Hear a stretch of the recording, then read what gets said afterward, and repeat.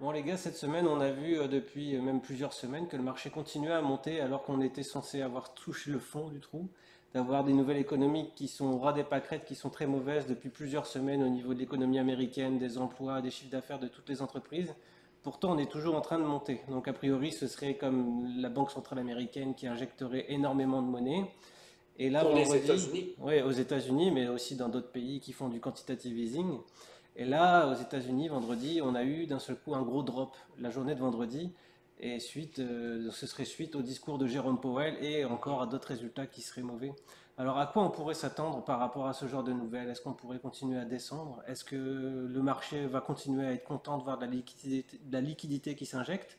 Voilà, quelle est votre perception de la chose par rapport à Tu ça? veux-tu y aller en premier ou je fais une petite amorce? Ben, sur la ligne de fondamentale, si on regarde vraiment la finance fondamentale, je pense que,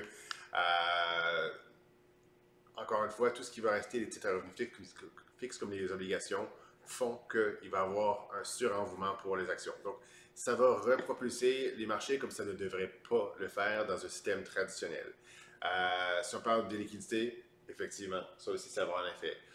Si on parle de Powell, qui a gardé le taux d'intérêt à zéro, ben, ça facilite encore les grands capitaux à pouvoir mobiliser de l'argent pour rien, pour rentrer dans les marchés. Donc tout ça supporte les marchés Ouais.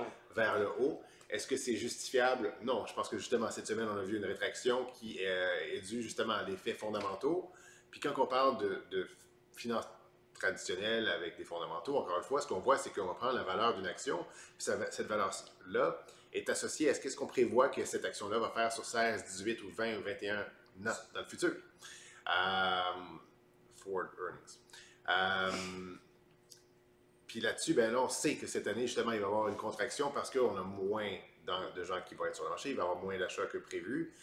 Mais ultimement, le marché regarde plutôt en 2021-2022 en ce moment. Fait que c'est pour ça que oui, on a vu une rétraction, on a vu qu'il y a des gens qui ont pris leur profit, mais qui regardent un peu les choses, puis ils se tempèrent dans leurs achats. Fait que je pense qu'il y a eu une contraction Ouais. par rapport à ça.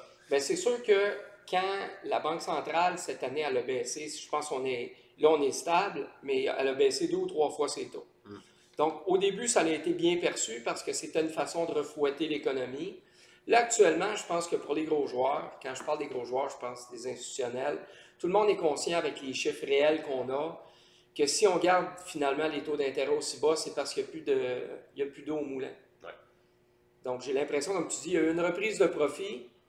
Moi, je ne suis pas persuadé que le réemballement va nous repropulser si haut que ça. Non, non, pas si haut. Je suis OK. d'accord. Moi, je le vois vraiment juste parce que, selon moi, on n'aurait pas dû se propulser aussi haut qu'on l'est. Exact. Ce que je veux dire, c'est qu'il va y avoir peut-être une tendance qui va se maintenir, puis il va y avoir des corrections au fur et à mesure quand on va recevoir des nouvelles négatives, un peu comme ce qu'on a eu cette semaine.